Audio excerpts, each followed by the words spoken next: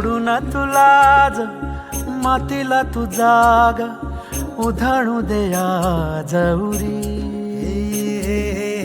उजाडू दे आज साकड हे माग होऊ दे पहाट नवी. आता होऊन जाऊ दे साऱ्या जगाला पाहू दे पडू दे पाऊल जरी काट पाया खाली लाकड्याला येऊ दे पडू दे पाऊल. मोठी लढाई र लढू मातीसाठी र गड्या मनगटाचं जोर लावून. दाटला जरी अंधार एकजूट होऊ आज दिवा देऊ तेज धावलं.